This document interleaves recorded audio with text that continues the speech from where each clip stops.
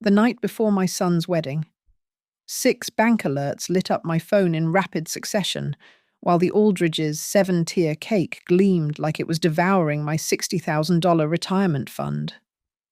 My son laughed, said, "Don't worry, Mom. They're just borrowing to settle the bills." But who gave them my account information? My own son did.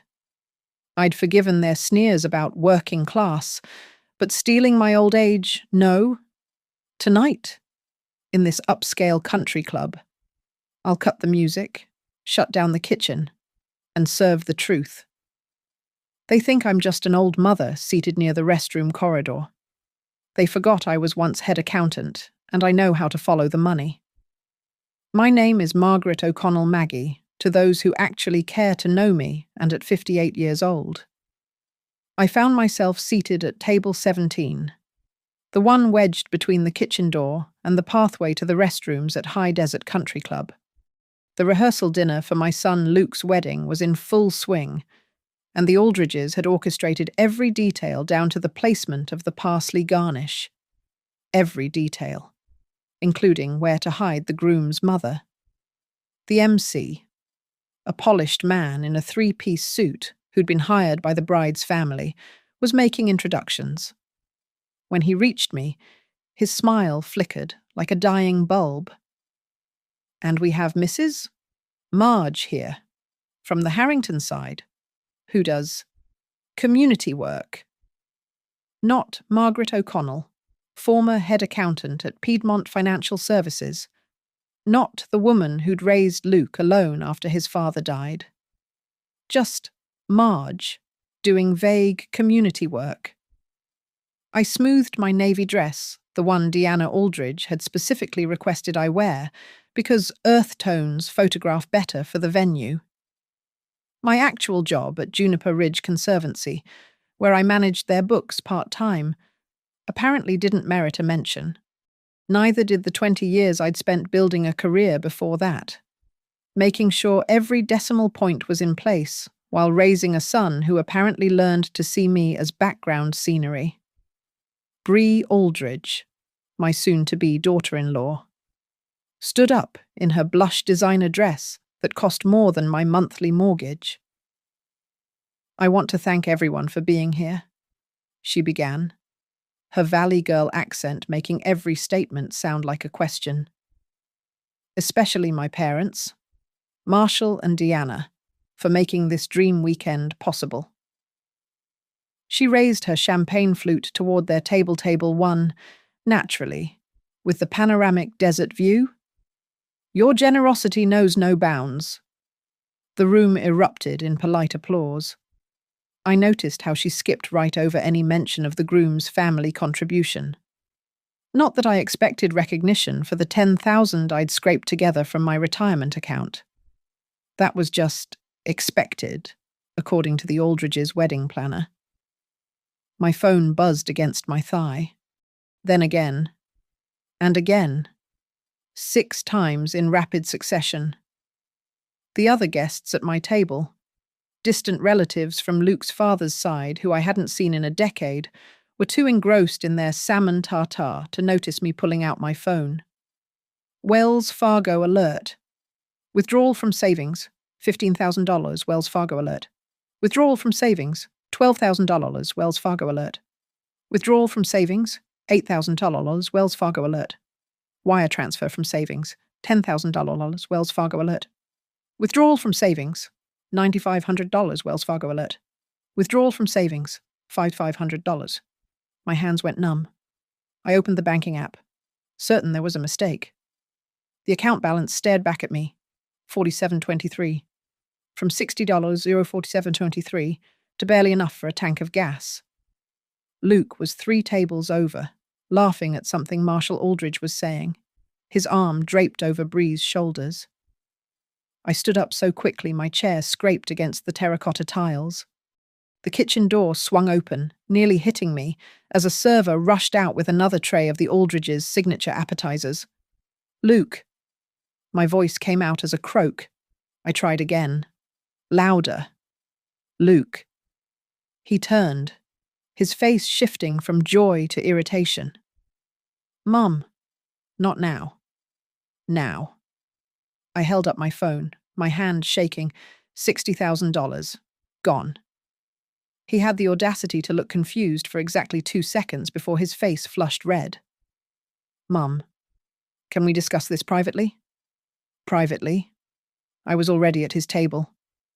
"Someone just emptied my retirement account." Bree's perfectly contoured face went pale. Marshall set down his whiskey. Deanna's smile remained frozen, but her eyes went hard as flint. "Mum, please." Luke stood up, trying to guide me away from the table. "They needed the information to handle the vendor payments quickly. I gave them your account details so they could reimburse you directly after." "You gave them my bank information." The words came out in a whisper, but they might as well have been a scream. The adjacent tables had gone quiet. "It's not what you think," Luke said, his voice taking on that patronizing tone he'd developed since he started working at Marshall's investment firm. "The Aldridges are handling all the major payments and keeping track. They'll reimburse everything after the wedding. It's more efficient this way." Efficient? I looked at Marshall, who was studying his whiskey with sudden intensity. "You call stealing $60,000 efficient? No one's stealing anything." Deanna finally spoke, her voice crisp as her white linen suit. "We're simply streamlining the financial arrangements. Luke assured us you'd understand." My phone buzzed again. A text from Deanna: "Let the adults handle this." The adults. As if I hadn't been handling finances since before she married into money. "I want my money back. Now." "Don't be dramatic," Luke said. And in that moment, I saw exactly how much of their poison he'd absorbed. "You're making a scene over a miscommunication." A miscommunication. That's what he called giving strangers, because that's what they were. Strangers who happened to share DNA with his fiancée, complete access to my life savings. "This conversation isn't over," I said, my voice steady despite the earthquake in my chest. As I walked back to table 17, past the restroom pathway, past the kitchen door that kept swinging and hitting my chair, I pulled up my contact list and scrolled to Rita Valdez, my friend from my old accounting days who'd gone into financial law. "Rita, it's Maggie O'Connell. I need your help. Tonight." Back in my one-bedroom apartment on Canyon Road at 11:45 p.m., I spread 6 months of bank statements across my kitchen table like evidence at a crime scene. The rehearsal dinner had ended with fake smiles and air kisses, but my real work was just beginning. 20 years as a head accountant had taught me that money always leaves footprints. You just need to know how to track them.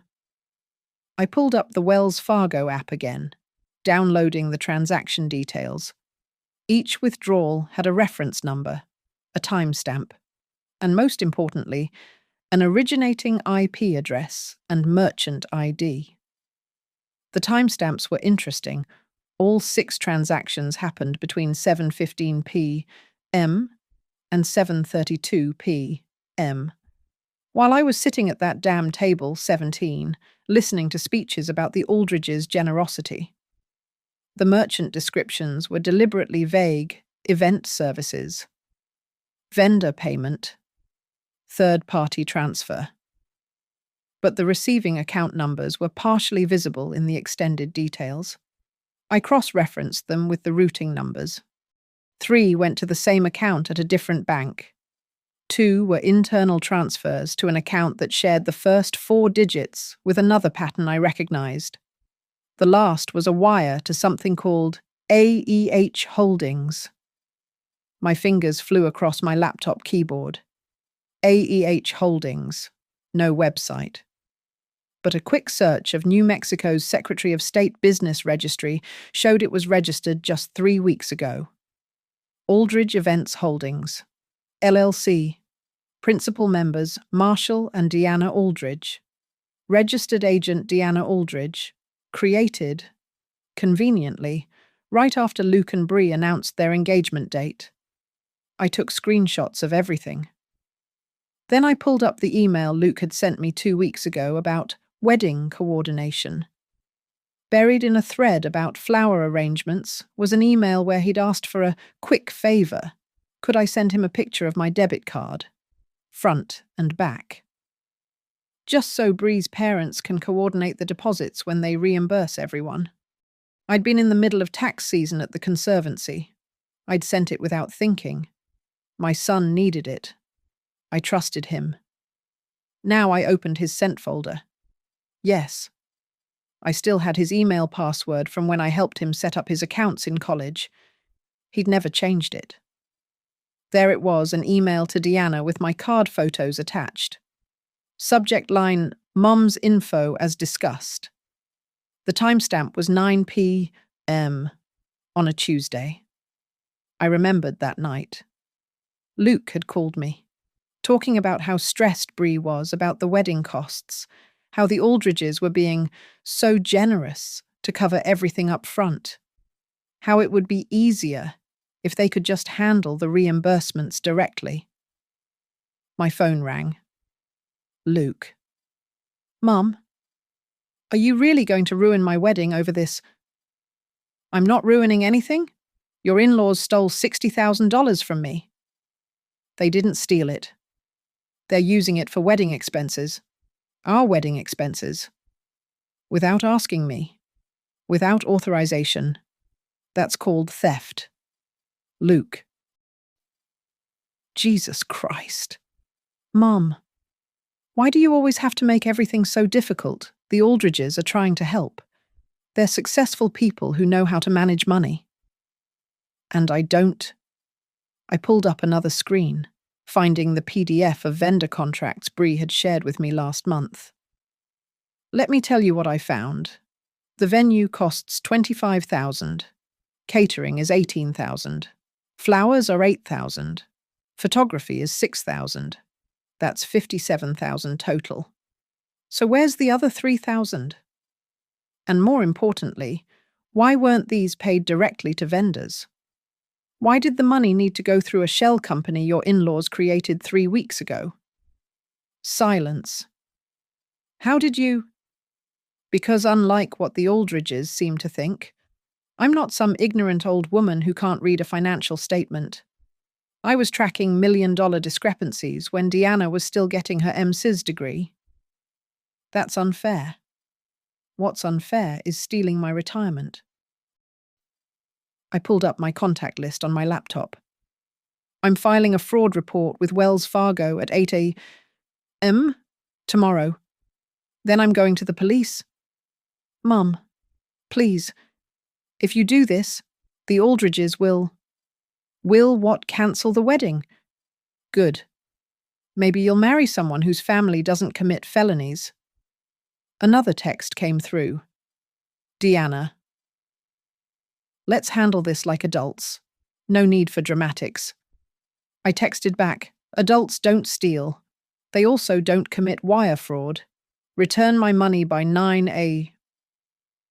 tomorrow, or I file charges. Her response was immediate. You have no proof of anything improper. I smiled grimly and attached a screenshot of the AEH Holdings registration, then the email thread, then the transaction logs showing the shell company as the recipient. I have 20 years of forensic accounting experience. Try me. My phone rang again. Marshall this time. I let it go to voicemail. Luke texted, Mom, you're destroying my life. I texted back, no, son. Your in-laws destroyed my retirement. You just handed them the weapon. I opened my laptop and began composing an email to Rita Valdez, attaching every piece of evidence I'd found. Subject line, wire fraud, elder financial abuse, and theft. Urgent consultation needed. At the bottom of the vendor contract PDF, in tiny print I'd missed before, was a note. All payments to be processed through AEH Holdings for tax optimization purposes. Tax optimization. Is that what they called stealing from the mother of the groom these days? I looked at the photo on my refrigerator Luke at his college graduation, beaming, my arm around him. I'd worked 60-hour weeks to pay for that education, skipped meals, drove a 15-year-old Honda, all so he could have better than I did. And this was how he repaid me, by giving thieves the keys to my future. The morning of my son's wedding arrived with a text from Deanna at 6:30 a.m. Wear the beige dress we selected. The photographer needs color coordination. I looked at the beige dress hanging on my closet door, a shapeless thing that would make me invisible in every photo. Perfect for their narrative, the working-class mother who should be grateful just to be included. I put on my deep purple suit instead, the one I'd worn to my last board presentation at Piedmont before retirement. If I was going to war, I'd dress for it. By 8 a.m., I was at Sun Mesa branch, first in line when they opened. The branch manager, Tom Reeves, knew me from my years of meticulous banking. He didn't even blink when I explained what I needed. Wire fraud is a federal crime, he said, fingers flying over his keyboard. We can file an ACH dispute and freeze any accounts that received the funds, but only if they're still within our network. The shell company might have already moved the money. They haven't, I said. The wedding is today. They need that money to pay vendors. It's sitting somewhere accessible. Tom pulled up the transaction details. You're right. The receiving account at AEH Holdings shows active but not depleted. We can put a legal hold on it with proper documentation. I have that. I handed him the folder Rita had helped me prepare over the phone at 2 a.m. Affidavits, evidence of unauthorized access, copies of the shell company registration. I also need to revoke any payment authorizations linked to my accounts. That'll flag their payment systems if they try to use your information again. Good. My phone buzzed. Luke, where are you? The hair appointment is at 9. I texted back, at the bank, protecting what's left of my future. Tom looked up from his screen. Mrs. O'Connell, we've initiated the freeze. The receiving institution has 72 hours to respond, but given the evidence of fraud, they'll likely comply immediately. Next stop, the High Desert Country Club. I arrived at 9:45 of walking past the florists, arranging white orchids that cost more than my monthly grocery budget. The events manager, Sandra Holbrook, was in her office reviewing the timeline. Mrs. O'Connell, shouldn't you be with the bridal party? I need to inform you of a situation. I handed her a notarized letter. Any payments for today's event originating from accounts linked to mine are hereby disputed and potentially fraudulent. This is formal notice that you may be receiving stolen funds. Sandra's face went pale.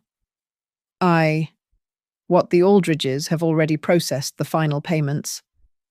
Through AEH Holdings. Her eyes widened. How did you— Yes. They said it was their event planning company. It's a shell company created 3 weeks ago using stolen funds. My funds. Here's the bank's freeze order and the dispute documentation. If you accept payment from that account, you could be named in the recovery action. Sandra grabbed her phone. I need to speak with our legal department. Now. Marshall appeared in the doorway, his face red. What the hell are you doing? Protecting my assets and informing affected parties of potential fraud. You vindictive bitch, You're trying to destroy my daughter's wedding? No. Marshall, you destroyed my retirement. I'm just following proper legal channels to recover it. I turned back to Sandra. You'll also find that the contract Mr. Aldridge signed includes a clause about payment verification. Accepting fraudulent funds would violate your venue's liability insurance. Marshall stepped closer. You think you're smart. I have lawyers who will bury you. And I have 20 years of forensic accounting experience and a clear paper trail. I held up my phone, showing it was recording. Are you threatening me, Marshall? Because adding intimidation to wire fraud won't help your case. He backed off, pulling out his phone. Luke, get your mother under control. Now.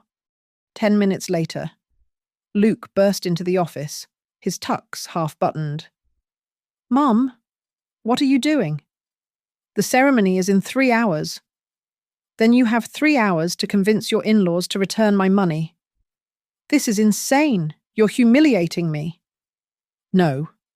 Luke, you humiliated me when you decided my life savings were yours to give away. I pulled out the printed email showing he'd sent my card information to Deanna.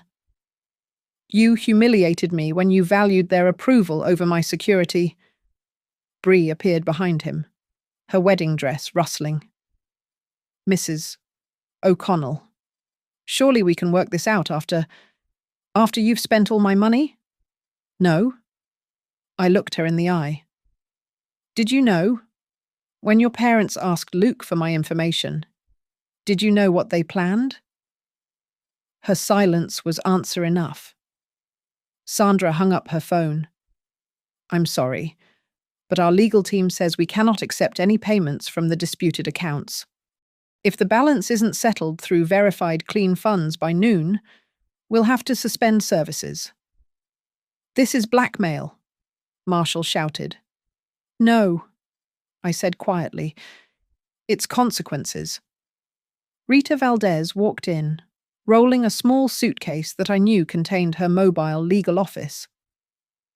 Mrs. O'Connell, I've filed the emergency motion.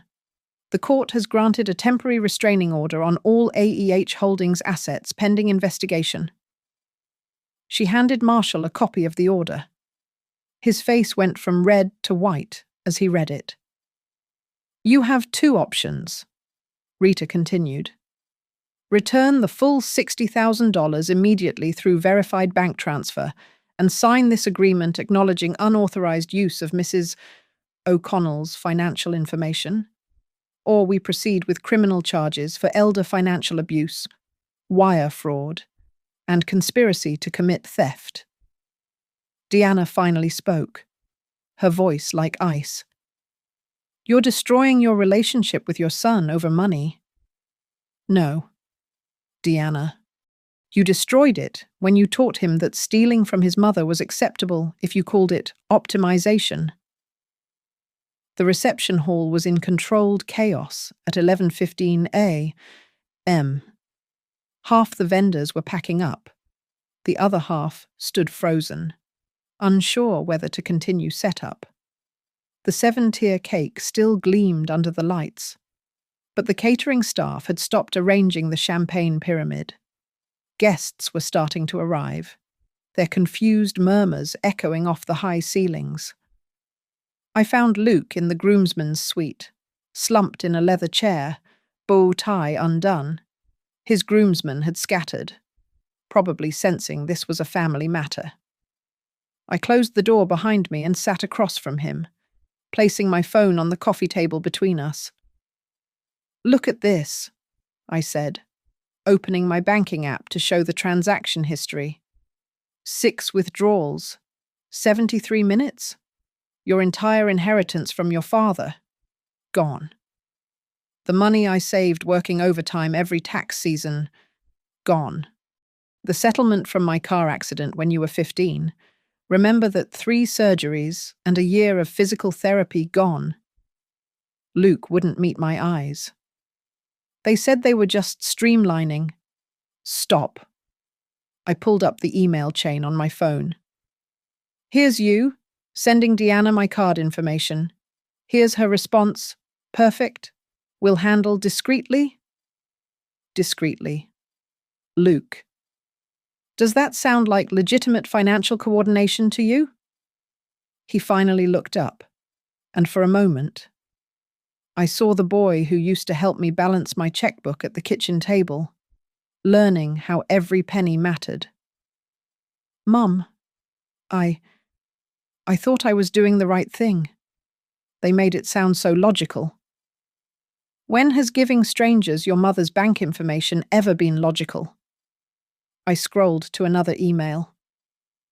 Look at this one from Marshall to you. 3 weeks ago. Don't mention the arrangement to your mother yet. We'll smooth it over after the fact. They knew exactly what they were doing. I wanted them to like me, he whispered, to see me as worthy of Bree. And what about me? Wasn't I worthy of basic respect, of being asked before someone took my life savings? A knock on the door interrupted us. Bree entered, her wedding dress replaced with a designer pantsuit, her face streaked with mascara. Luke, Daddy's lawyers are here. They want... She saw me and stopped. Let me guess, I said. They want to negotiate. She nodded, then surprised me by sitting down next to Luke, not across from me. Mrs. O'Connell, I found something. She pulled out her phone, hands shaking. In my mum's texts to her sister, from last week. She showed me the screen. Deanna had written, "The old woman has more than we thought. Luke gave us full access, moving it before she notices. Can you believe she actually trusts that boy? That boy. My son." Luke read it over my shoulder and made a sound like he'd been punched. They played me. They played us both, Bree said quietly. I heard them laughing about it last night, about how you were so eager to please. You'd hand over anything. She looked at me. I didn't know about the money until an hour ago. I swear. I thought they were just being controlling about the wedding planning. I studied her face. Either she was an excellent actress, or she was telling the truth. What else did you find? She scrolled through more messages. They've done this before. My cousin's wedding 2 years ago. They managed the finances, and somehow the bride's family ended up paying for everything while my parents took credit. And here, she showed another text. Mum telling her lawyer friend that they needed the money liquid for some investment deal. They were going to use your retirement fund as collateral for a loan. Bree, Marshall's voice boomed from the hallway. Get out here. Now. She didn't move. I found the business registration for AEH Holdings. They created 3 others just like it over the past 5 years. All dissolved after a few months. She looked at Luke. We need to fix this. Luke stood up, his face set with a determination I hadn't seen in years. Mum, I'll sign whatever affidavit you need. I'll testify that I gave them the information without your consent. Luke, that could implicate you. I don't care. They used me to rob my mother, the woman who worked 3 jobs to keep me in hockey gear, who drove a rusty Honda for 15 years so I could have a reliable car for college. His voice cracked. Who trusted me with her banking information because she never thought her son would betray her? Rita appeared in the doorway. Margaret, they're ready to negotiate. But you need to see this first. She handed me a tablet showing a bank statement. This is from Discovery. AEH Holdings received 2 other large deposits this week, both from elderly parents of people connected to the Aldridges' business. They're serial financial predators, I said, the pieces clicking together. They target their children's partners' families. Exactly. And with this pattern, we're not just looking at civil recovery. This is criminal conspiracy. Luke took my hand. Mum, I'll do whatever it takes. Public testimony. Signed confessions. Whatever you need. Bree stood up. Me too. I have all their communications. 3 years of texts and emails. Marshall appeared in the doorway, his face purple with rage. Bree, if you take one step toward… What? Daddy. You'll disown me. Cut me off. She laughed bitterly. With what money? The retirement funds you steal from other people's parents? Sandra, the events manager, appeared behind Marshall. I need a decision in the next 15 minutes, or we're shutting everything down. I stood up, straightening my purple suit. Let's go settle this. But Marshall… I looked him straight in the eye. The negotiation happens in the main reception hall, in front of everyone. Your guests are going to know exactly what kind of people you are. You wouldn't dare. I worked my entire life for that money. You stole it in 73 minutes. Yes, I dare. I picked up my phone, Rita's card, and the printed evidence. Luke, Bree, you can either stand with them or with what's right. Choose now. Luke took my arm. I already chose.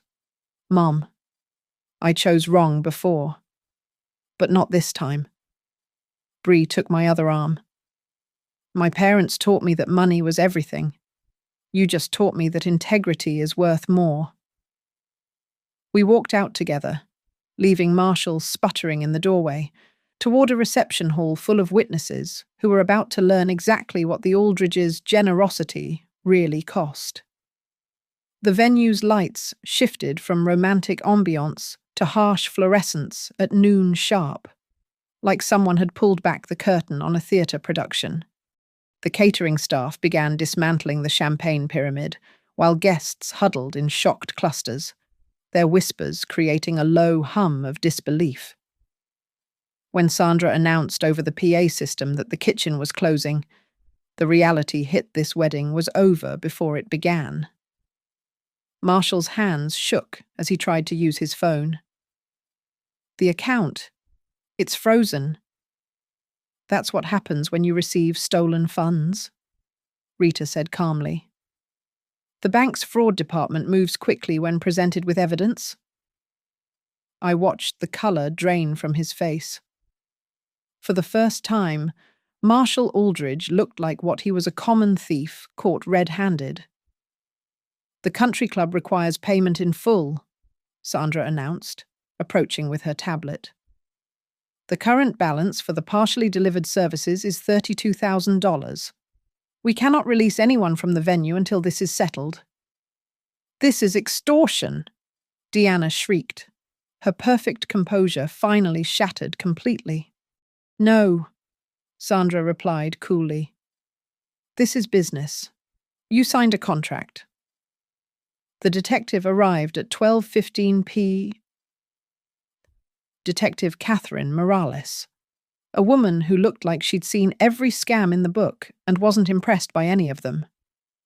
She surveyed the scene with practiced eyes, the half-decorated hall, the panicked, wealthy couple, the crowd of witnesses. Mrs. O'Connell. She approached me with a notebook. I understand you've filed a complaint regarding elder financial abuse. Yes. I handed her my folder of evidence. Everything's documented here. You can't be serious. Marshall blustered at the detective. We're respected members of this community. So was Bernie Madoff, Detective Morales said dryly. Mrs. O'Connell, I'll need you to come to the station to file a formal report. Mr. and Mrs. Aldridge, I'll need to speak with you as well. Bree stepped forward, her phone in hand. Detective, I have 3 years of text messages and emails documenting my parents' pattern of behavior. I want to cooperate fully. Deanna turned on her daughter with venom in her eyes. "You ungrateful little—" "Careful, Mom," Bree said quietly. "Threatening a witness is also a crime." Luke stood beside Bree, taking her hand. "We're both cooperating. Detective, whatever you need?" The room was dividing like oil and water, the Aldridges increasingly isolated on one side, everyone else distancing themselves on the other. Their society friends who'd air-kissed them an hour ago now wouldn't make eye contact. Marshall's lawyer cleared his throat. "My clients are prepared to make immediate restitution to avoid criminal charges." "That's not how this works," Detective Morales said. "Restitution might affect sentencing, but it doesn't erase the crime." "However," Rita interjected, "immediate restitution would allow Mrs. O'Connell to consider a civil settlement rather than pressing for maximum criminal penalties." I looked at Marshall and Deanna. Really looked at them. Designer clothes, perfect hair, expensive jewelry, and underneath it all, nothing but greed and entitlement. They'd never worked a day of honest labor in their lives, just moved money from other people's accounts to theirs and called it success. "Here's what's going to happen," I said. "You're going to call your actual bank, not your shell company, your real accounts, and wire $60,000 to my account immediately. You're going to pay this venue what you owe. You're going to sign affidavits admitting to unauthorized access of my financial information. And you're going to provide full restitution to every other family you've scammed." "We don't have that kind of liquid capital," Marshall said. "Sell something," I said flatly. "That Porsche in the parking lot, Deanna's tennis bracelet, your country club membership. I don't care. You had no problem taking my liquid capital." Deanna's sister approached hesitantly. "Deanna, just pay her. This is getting worse by the minute." "You don't understand," Deanna started. "I understand perfectly." Her sister cut her off. "You've been living above your means for years, using other people's money to maintain a facade. Well, the facade's over. At 12:30 p. Marshall finally managed to access an account that wasn't frozen. His hands shook as he initiated the transfer. Rita monitored it on her tablet, confirming when the $60,000 hit my account at 12:41 p.m. "Now the affidavits?" Rita said, producing the documents. They signed. What choice did they have? The alternative was handcuffs in front of everyone they'd tried to impress for years. Detective Morales took the signed documents. "This doesn't end the investigation. We'll be looking into all your financial activities over the past 5 years." As the Aldridges were escorted out, not in handcuffs, but certainly not with dignity, the room began to empty. Their society friends fled like rats from a sinking ship. The vendors packed up what they could salvage. The 7-tier cake stood abandoned, already beginning to lean. Luke approached me, tears in his eyes. "Mum, I'm so sorry. I was so blinded by their wealth, their connections. I forgot what real value looks like." "Real value," I said, "is working an honest day. It's saving for the future. It's taking care of the people who took care of you." Bree stood beside him, mascara streaked but resolute. "Mrs. O'Connell, I know I have no right to ask, but could we start over? Without my parents, without their money, without any of this? I studied them both, my son who'd lost his way, and this young woman who'd found hers at the last possible moment. You want to get married without stolen money and criminal enterprises?" They nodded. "Then earn it. Save for it. Work for it, the way honest people do." The reception hall was nearly empty now, the elaborate centerpieces wilted under the harsh lights. The dance floor that would never see a first dance stretched empty and polished, reflecting nothing but broken promises. But my bank account was whole again. My dignity was intact. And maybe, just maybe, my son had learned the difference between wealth and worth. The venue's backstage room felt like a bunker at 12:45 p.m.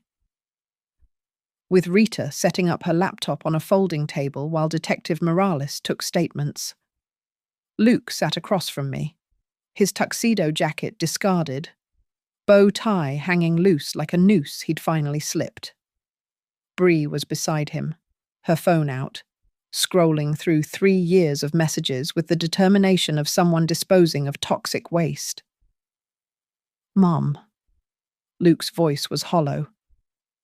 "There's something else you need to know." I braced myself.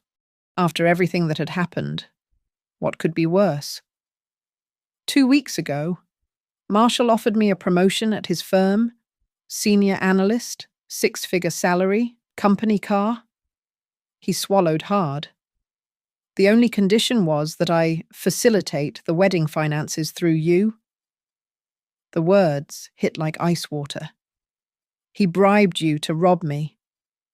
I told myself it wasn't robbing, that it was just logistics. His laugh was bitter. God, I actually believed that. I sat in his office, leather chairs and mahogany desk, and sold out my mother for a job title. Bree looked up from her phone, her face pale. "Luke, look at this." She showed him her screen. A text from Mom to Dad from 3 weeks ago. The son is eager to please. Promise him the promotion after we secure the funds. We can always rescind later. Blame market conditions. They were never going to give him the job. He'd betrayed me for a promise that was itself a lie. Luke put his head in his hands. "I'm such an idiot." "Yes," I said simply. "You are—" He flinched, but I wasn't done. "You're an idiot who forgot where he came from, who forgot the woman who worked 3 jobs so you could play travel hockey, who forgot the nights I stayed up helping you with calculus homework after working 12-hour days, who forgot that everything you have came from honest work, not manipulation." I know. Do you? Because 3 hours ago, you were ready to let them steal everything I'd saved rather than risk their disapproval. Rita looked up from her laptop. "Margaret, we need Luke's signed statement about his role. It could implicate him as an accessory." "I'll sign anything," Luke said quickly. "I want to make this right." "You can't make it right," I told him. "You can only make it legal. Right would have been protecting your mother from predators, not leading them to her door." Bree had been quiet, still scrolling through her phone. Suddenly she gasped. "Oh my God! Mrs. O'Connell. They did this to Luke's father's family too." "What?" Luke and I said in unison. She showed us an old email thread from 8 years ago. "After your father died, my parents approached his relatives about investment opportunities to help with estate management. Look, 3 of them transferred money that was never returned. My late husband's brother had mentioned losing money in a bad investment years ago. Now I knew where it went. They've been circling us like vultures for almost a decade," I said quietly, "waiting for the right moment to strike." Detective Morales looked up from her notes. "This establishes a pattern of predatory behavior. Ms. Aldridge, would you be willing to share all of these communications with our fraud division?" "Yes," Bree said firmly. "Everything." A knock on the door interrupted us. Sandra entered with her tablet. "The Aldridges are trying to leave, but they still owe $32,000 for the partial services. They're claiming they have no accessible funds." They're lying, Bree said immediately. Mum keeps cash in safety deposit boxes, at least 50,000 at First National, another 30 at Wells Fargo. She calls it her insurance policy. Rita smiled. Detective, might be worth getting a warrant for those boxes. Already in progress, Detective Morales said, typing on her phone. Luke stood up suddenly. I need to do something. He walked to the door, then turned back. Mom, I know I don't deserve forgiveness. I know I broke something that might never be fixed. But I'm going to earn back your trust, even if it takes the rest of my life. Where are you going? I asked. To face them. To tell Marshall exactly what I think of his job offer, and to get back the watch. What watch? Grandpa's watch. Your father's Timex that you gave me for graduation. Marshall demanded I trade it for a Rolex last month. Said it was embarrassing to wear something so cheap to client meetings. His voice cracked. I gave him a piece of your father to impress a man who was stealing from you. I felt something shift in my chest. That watch wasn't worth more than $100. But my father had worn it every day of his working life. It was the only thing of his I had to give Luke. Get it back, I said quietly. Bree stood too. I'm going with him. They have my grandmother's pearl necklace too, the one she left me in her will. Mum said it was too old-fashioned and took it for safekeeping. As they left, Rita pulled up another document on her laptop. Margaret, the 60,000 has been fully deposited back into your account. But there's something interesting here. The Aldridges tried to recall the transfer 3 times in the last 20 minutes. The bank blocked them each time. Desperate people do desperate things, Detective Morales observed. We've frozen all their accounts pending investigation. They won't be moving any money without court approval. I looked at my phone. The Wells Fargo app showed my balance, 60,047.03, right back where it started. But nothing was really back where it started.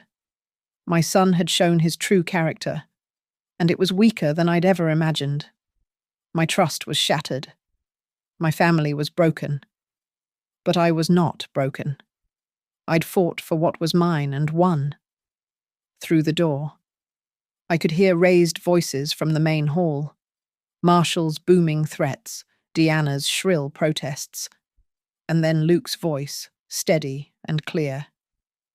You're nothing but common thieves in expensive suits, and you'll never have power over me or my family again. Maybe there was hope for him yet. Maybe the boy I raised was still in there, under the influence and manipulation. Maybe someday I could look at him and not see betrayal. But not today. Today. I was just a mother who'd had to declare war on her son's wedding day to keep from being robbed blind. Rita closed her laptop. The restraining order is in effect. The Aldridges can't come within 500 feet of you or contact you except through lawyers. Good, I said. I never want to see them again. What about Luke and Bree? She asked gently. I stood up, straightening my purple suit, my armor in this battle I never should have had to fight. They know where I live. When they've earned their way back, they can knock on my door. And if they get married, then they'll do it honestly, with their own money, in a ceremony that isn't built on theft and lies. I picked up my purse, checking one more time that my account was whole. They'll do it the way I did everything, with integrity. The small conference room adjacent to the main hall had become our war room by 1:15 p.m. Sandra had offered it as a neutral space for the final negotiations, complete with a speakerphone for the bank representatives and a webcam for the court clerk who would notarize the settlement. The Aldridges sat on one side of the polished table, their lawyer between them like a shield. Rita and I faced them, with Detective Morales observing from the corner. Marshall's Rolex, probably worth more than my annual salary, caught the light as his hand trembled, signing the wire confirmation. $60,000 plus the processing fees. Transferred back to my account at 1:23 p. The bank representative confirmed receipt over the speaker, her voice professionally neutral as she read the confirmation number. Now the affidavit. Rita pushed the document across the table. It was a thing of beauty.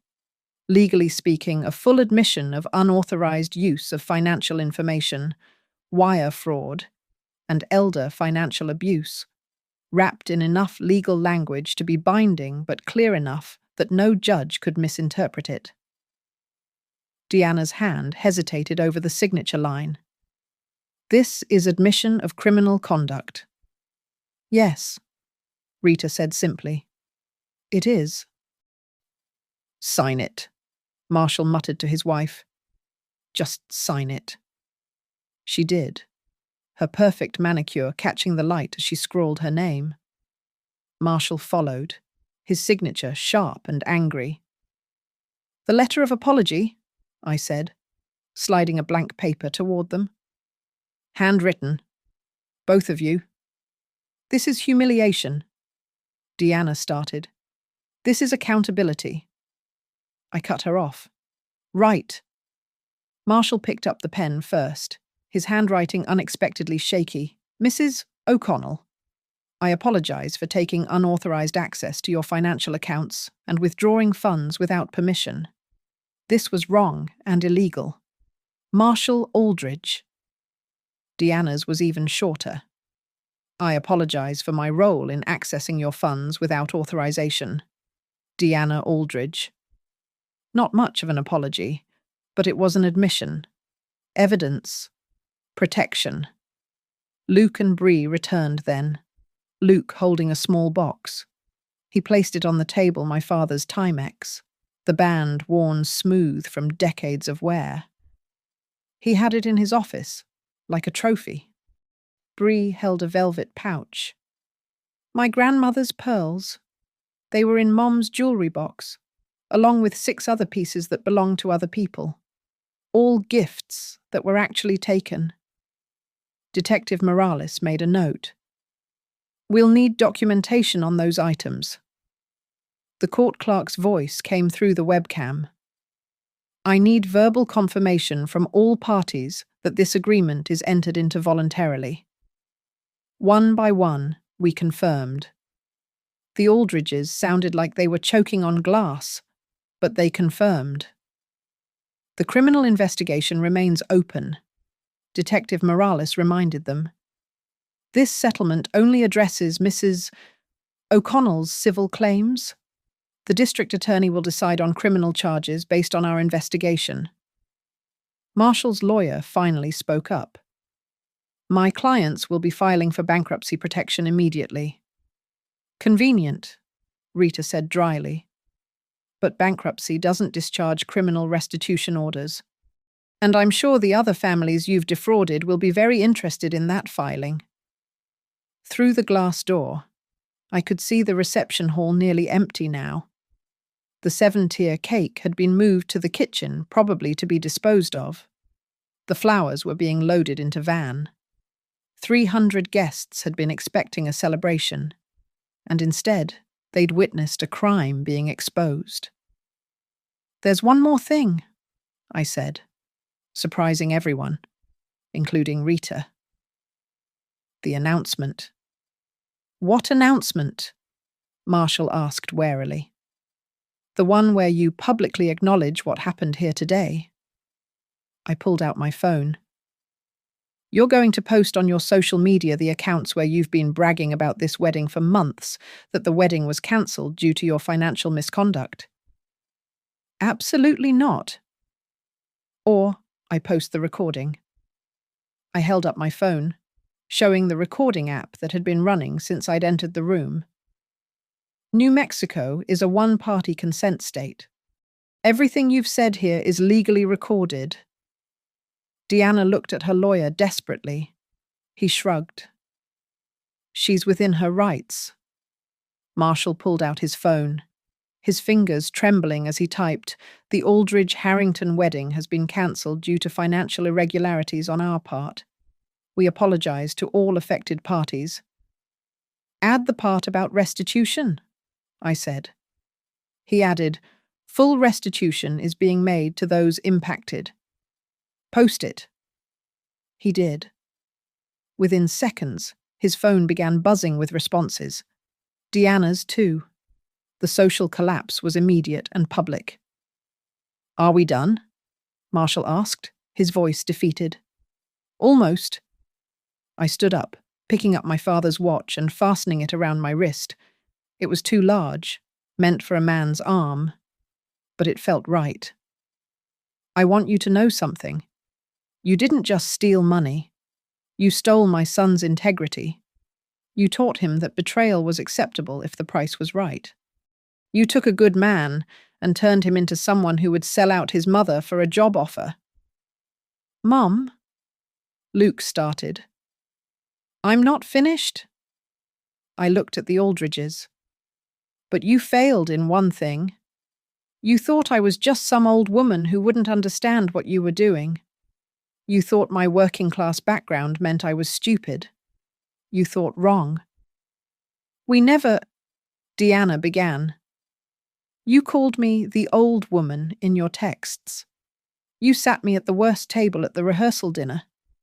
You tried to erase my career, my accomplishments, my very identity, all because I didn't fit your image of success." I picked up the signed documents. "But I'm the one walking out of here whole. My money returned, my dignity intact, and my conscience clear." Rita gathered all the paperwork into her briefcase. "We're done here. Any further contact goes through me." As we prepared to leave, Bree spoke up. "Mrs. O'Connell, what should we do with—" She gestured toward the reception hall. "Everything. That's not my problem," I said. "I'm not paying for any of it." Sandra appeared in the doorway.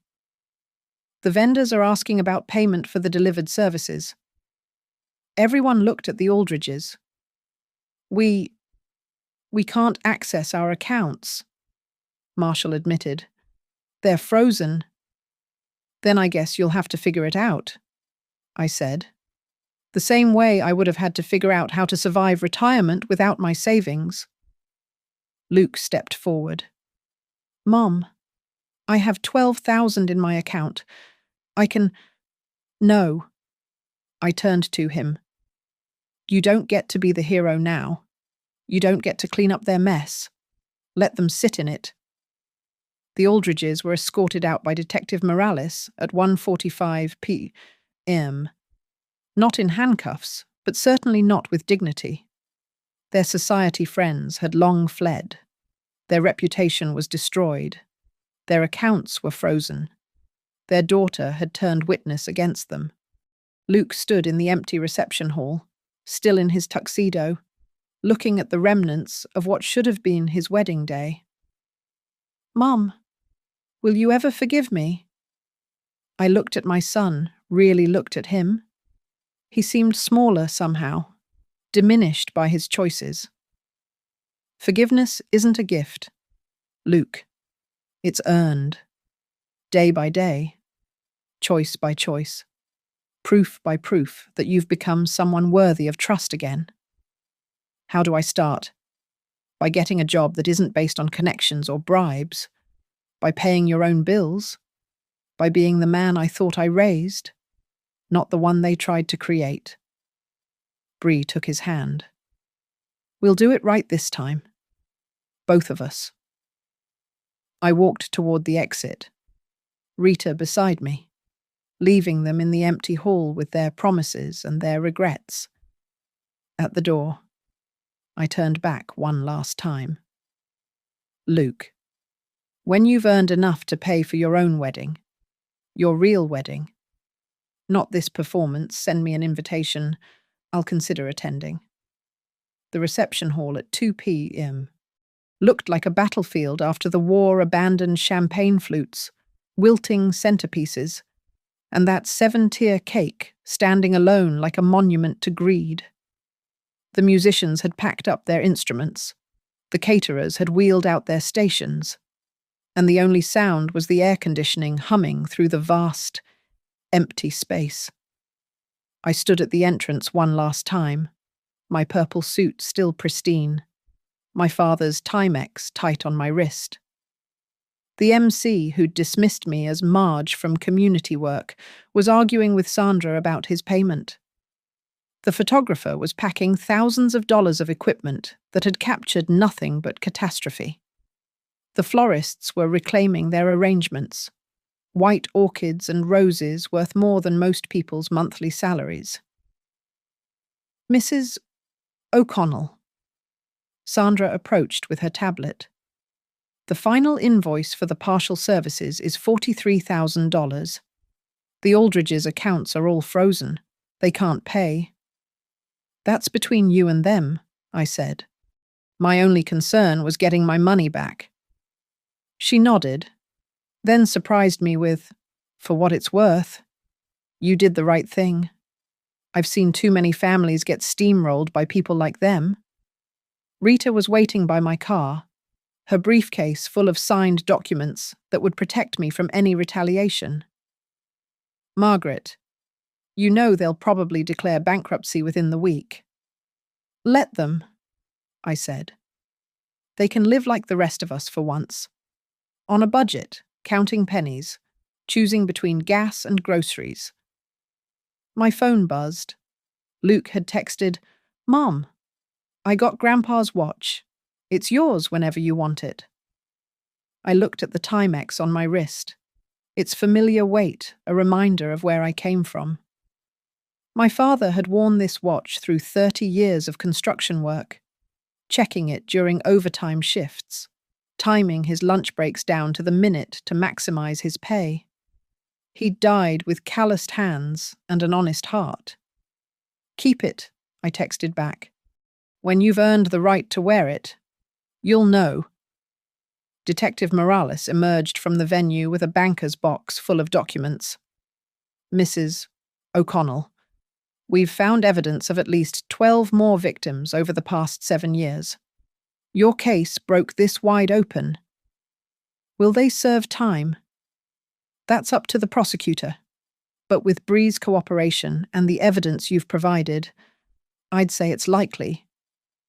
As I drove away from High Desert Country Club, past the Porsches and Mercedes in the parking lot, past the valets who'd sneered when I'd arrived in my Honda, I thought about justice, not revenge justice. The Aldridges would face consequences for perhaps the first time in their lives. Luke would have to rebuild his character from scratch. Bree would have to decide who she was without her parents' dirty money. And me, I had my $60,000 back. My retirement was secure. My dignity was intact. But the cost. I pulled into my apartment complex on Canyon Road, the modest building that the Aldridges would consider beneath them. Mrs. Chen from next door was watering her petunias. She waved, and I waved back. She didn't know that I'd just won a war. She didn't know that I'd had to destroy my son's wedding to save my future. She just knew me as Maggie, the woman who helps with the community garden and always pays her rent on time. Inside my apartment, I sat at the same kitchen table where I'd discovered the theft less than 24 hours ago. The bank statements were still spread out, but now they showed a different story. The money was back where it belonged. My phone rang. An unknown number. "Mrs. O'Connell. This is Patricia Weatherby. I heard what happened today. The Aldridges took $30,000 from us 2 years ago for a sure thing investment. We never saw a penny back. Could you tell me how you did it?" I spent the next hour on the phone with her, then with 3 other families who'd been victims. By evening, They'd all filed police reports. The Aldridges' house of cards wasn't just falling, it was being demolished, brick by brick. At 8 p.m, I made myself a simple dinner soup and salad. Nothing fancy. I ate alone, as I had for years since my husband died. But tonight, the solitude felt different. Not lonely, but peaceful. Not abandoned, but free. My phone buzzed one last time. A social media notification. Marshall's post about the cancellation had over 500 comments. I didn't read them. I didn't need to. I looked at my reflection in the kitchen window, 58 years old. Silver threading through my brown hair. Lines around my eyes from decades of squinting at spreadsheets. Not the invisible old woman the Aldridges had tried to erase, but Margaret O'Connell, who'd worked for everything she had and fought to keep it. They'd thought I'd be an easy mark. They'd thought I'd be too embarrassed to make a scene. They'd thought wrong. I stood up, walked to my bedroom, and placed my father's watch on the dresser. Tomorrow, I'd go back to work at Juniper Ridge Conservancy. I'd manage their books, help with their mission, live my quiet life. But everyone there would know the story by then. How Maggie O'Connell had stood up to the Aldridges and won. The wedding that never was would become legend in Santa Fe. The 7-tier cake that nobody ate. The empty dance floor that never saw a first dance. The mother of the groom who refused to be a victim. Some would call me vindictive. Some would say I should have handled it privately.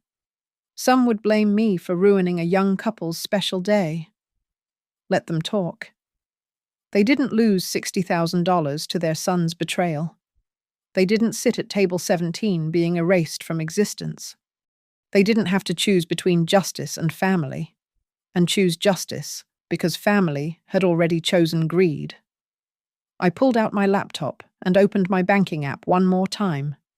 61 for every penny returned, plus the interest that had accrued during those terrible hours when it was gone. The Aldridges had wanted to steal my future. Instead, they'd stolen their own. Marshall's business would never recover from the scandal. Deanna's social standing was destroyed. Their daughter had turned against them. Their son's wedding was cancelled. Their freedom might be next. And Luke, my son, would have to live with his choices. He'd have to look in the mirror every day and see the man who sold out his mother for a job offer that was itself a lie. Maybe he'd learn. Maybe he'd grow. Maybe someday he'd become the man I'd tried to raise. But that was his journey, not mine. Mine was simpler. I'd protected what was mine. I'd stood up to thieves in designer suits. I'd chosen my dignity over their demands. The wedding was over before it began. But my life, it was just continuing, exactly as I'd planned, with my retirement intact and my conscience clear. Money talks? Marshall had once said at a family dinner, raising his glass of wine that cost more than my weekly groceries. He was right. Money does talk. And today, it said, Margaret O'Connell is nobody's fool. Thank you so much for listening to this story. I'd love to know where you're listening from. Please comment below and let's connect. If you enjoyed this tale of justice and standing up for what's right, please subscribe to the channel and share your thoughts. What would you have done in Margaret's situation? Let me know in the comments.